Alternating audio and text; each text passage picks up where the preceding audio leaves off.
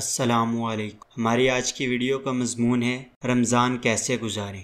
رمضان المبارک کا مہینہ بڑی برکتوں اور فضیلتوں کا مہینہ ہے۔ اس مہینے میں اللہ رب العزت کی طرف سے مسلمانوں کو بہت سے انعامات ملتے ہیں۔ اس ماہ مبارک میں اللہ کی رحمت کے دروازے کھول دیے جاتے ہیں، آسمانوں کے دروازے بھی کھول دیے جاتے ہیں، اور اس مہینے میں برکت اور رحمتوں کا نزول ہوتا ہے۔ جہنم کے دروازے بند کر دیے جاتے ہیں اور سرکش شیطانوں کو قید کر دیا جاتا ہے۔ رمضان المبارک میں عبادت کا ثواب ڈبل ہو جاتا ہے۔ فرض ثواب 70 گنا زیادہ ہو جاتا ہے۔ نفل کا ثواب فرض کے برابر کر دیا جاتا ہے۔ اس ماہ مبارک میں ایک رات ایسی ہے جو 1000 مہینوں سے افضل ہے۔ قرآن مجید میں رمضان کی کئی فضیلیات بیان کی گئی ہیں، اور حدیثوں میں تو رمضان المبارک کے فضائل اتنی کثرت سے آئے ہیں کہ ان کے بیانات کے لیے مستقل کتاب کی ضرورت۔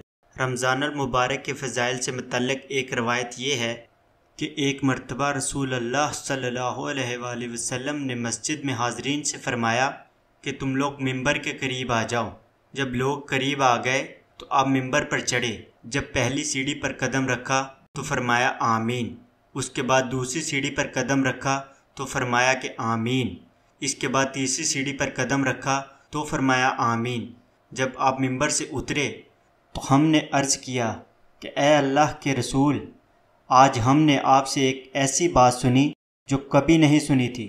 رسول اللہ صلی اللہ علیہ وآلہ وسلم نے فرمایا، میرے سامنے جبرائیل علیہ السلام آ گئے اور انہوں نے کہا کہ برباد ہو جائے وہ شخص جس کو رمضان المبارک کا مہینہ ملا لیکن وہ اپنی بخشش نہ کروا سکا۔ تو میں نے کہا آمین۔ قابل غور بات یہ ہے کہ رمضان المبارک تو اللہ رب العالمین کا تحفہ ہے، لیکن اس تحفے سے بہرہ مند ہونے کی ذمہ داری انسان کی خود کی ہے۔ یعنی انسان کو کوشش کر کے اس ماہ مبارک میں اپنی مغفرت کو یقینی بنانے کی جدوجہد کرنی چاہیے۔ ہر شخص کو اپنے طور پر ہر ممکن طریقہ اختیار کرنا چاہیے تاکہ اس کی مغفرت کی شکل پیدا ہو سکے۔ اس نقطہ نظر سے رمضان المبارک کے مبارک مہینے کو بہت ہی احتیاط اور پورے دھیان سے گزارنے کی ضرورت ہے۔ رمضان المبارک کے بابرکت ایام کو صحیح طرح سے گزارنے اور ان سے پورا فائدہ اٹھانے کے سلسلے میں قرآن اور حدیث میں بہت سی ہدایات ہیں۔ لوگ عام طور پر ان ہدایات پر عمل بھی کرتے ہیں، اور ان کو اگر ترتیب وار دیکھا جائے تو ان ہدایات میں حسب ذیل امور اضافی بہت اہمیت کے حامل ہیں۔ تلاوت قرآن مجید۔ رمضان المبارک میں قرآن پاک کی تلاوت کو اپنا معمول بنا لیں، اس لیے کہ قرآن مجید رمضان المبارک میں ہی نازل ہوا۔ رمضان المبارک میں حضرت جبرائیل علیہ السلام پورا قرآن مجید رسول اللہ صلی اللہ علیہ وآلہ وسلم کو سنایا کرتے تھے، اور ایک مرتبہ رسول اللہ صلی اللہ علیہ وآلہ وسلم سے سنا کرتے تھے۔ اس لیے رمضان کو قرآن سے بڑی مناسبت ہے۔ اس لیے رمضان المبارک میں کم سے کم 3 یا 4 پارے ہر روز پڑھنے چاہیے، اور اس کو اپنا معمول بنا لیں۔ تلاوت کے وقت ایک بات ہمیشہ یاد رکھیں کہ قرآن کا مقصد صرف الفاظ کی تلاوت نہیں، بلکہ قرآن مجید کا مفہوم سمجھنا اور اس کی ہدایات کو اپنی زندگی میں شامل کرنے کی بھی ضرورت ہے۔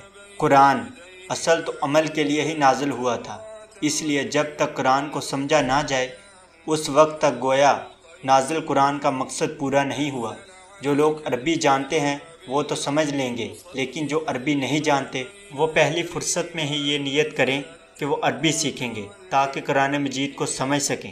صدقہ اور ضروری کام یہ ہے کہ اس ماہ مبارک میں جتنی ہو سکے دوسروں کی مدد کریں۔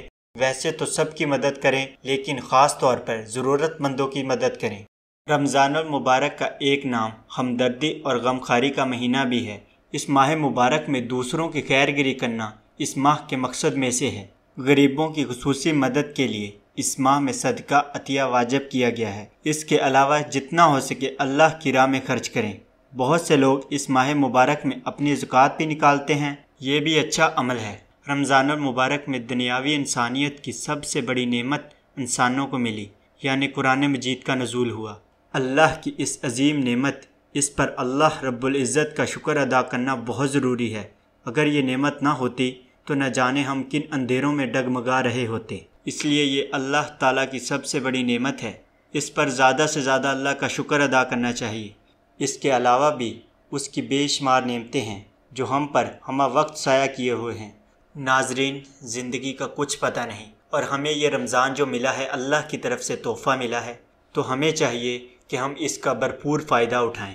اسی طرح رمضان کے متعلق ہمارے درمیان بہت سی غلط فہمیاں پھیلی ہوئی ہیں، جس کے متعلق ہم لوگوں نے پہلے بھی ایک ویڈیو بنائی ہے، کائنڈلی آپ اسے دیکھیں، انشاءاللہ آپ کو اچھی تربیت ملے گی۔ انشاءاللہ ملتے ہیں آپ سے اگلی ویڈیو میں، تب تک کے لیے اللہ حافظ۔